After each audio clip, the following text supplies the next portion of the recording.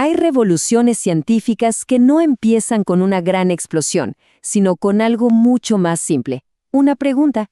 Y hoy vamos a ver cómo una de esas preguntas, una sobre el movimiento de los planetas, terminó por desatar una de las obras más importantes en la historia del pensamiento humano. Imaginen la escena. Es agosto de 1684. El astrónomo Edmund Halley se va hasta Cambridge para visitar a un profesor conocido por ser bastante solitario. Halley llega con una duda que tenía de cabeza a toda la comunidad científica. Si la atracción del Sol se debilita con la distancia, exactamente con el cuadrado de la distancia, ¿qué clase de órbita dibujarían los planetas?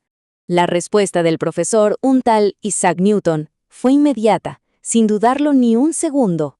Serían elipses. Halley no lo podía creer. ¿Cómo estaba tan seguro?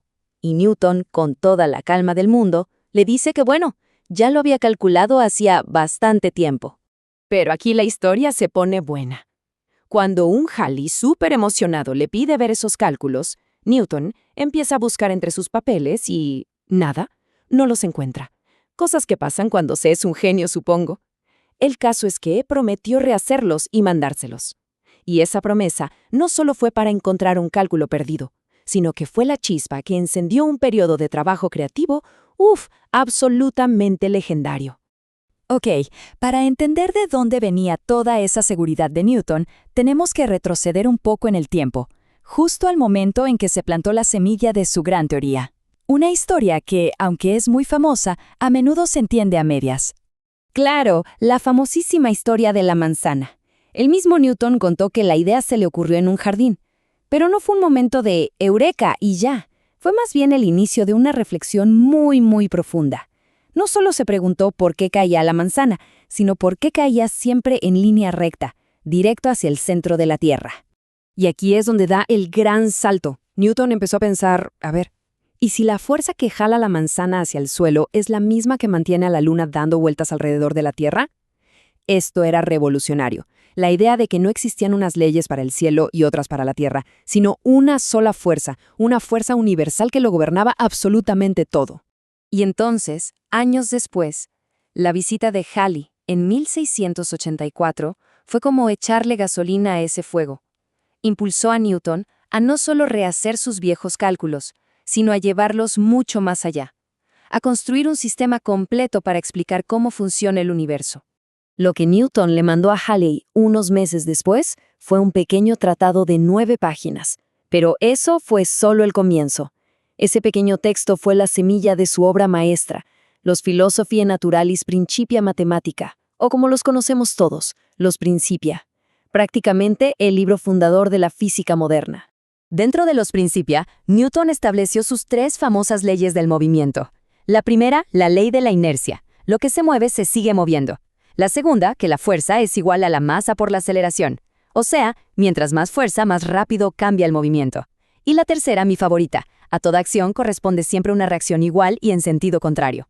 La elegancia de esta tercera ley es increíble. Pensemos en esto.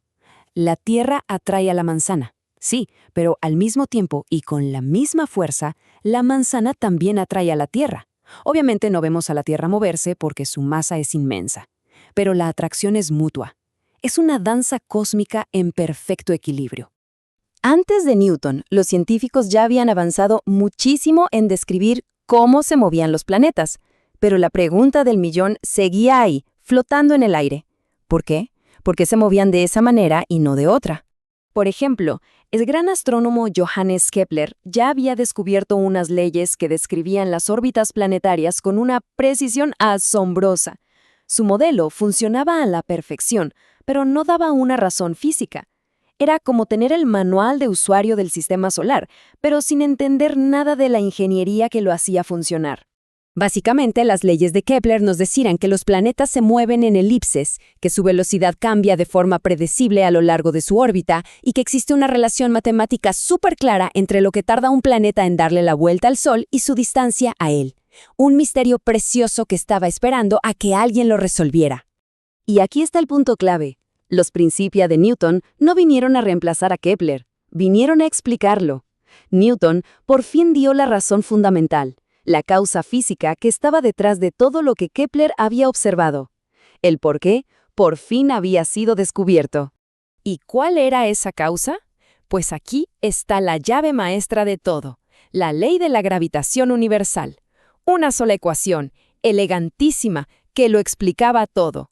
La atracción entre dos objetos depende de cuánta masa tienen y de qué tan lejos están uno del otro. Así de simple y a la vez así de poderoso. Es que el alcance de esta ley es impresionante. Con ella, Newton explicó las órbitas de los planetas, sí, pero también las de las lunas, la trayectoria de los cometas, por qué suben y bajan las mareas e incluso ese lento bamboleo del eje de la Tierra. Fenómenos que parecían no tener nada que ver, de pronto estaban todos conectados por un solo principio. Un principio que, por cierto, seguimos usando hoy para mandar naves a Marte o poner satélites en órbita. Lo que logró Newton fue monumental, casi sobrehumano. Pero la ciencia es un viaje que nunca termina, no es un destino final. E incluso una obra tan aparentemente perfecta como los Principia no iba a ser la última palabra. Resulta que a pesar de su increíble precisión, había una pequeñísima anomalía. Un detalle persistente.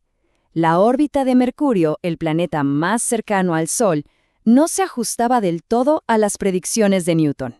Se movía un poquito más rápido de lo que debería.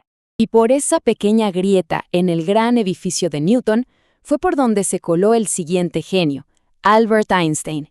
Él propuso una visión del universo totalmente distinta. Para Newton, el espacio y el tiempo eran como un escenario fijo, y la gravedad una fuerza que actuaba a distancia.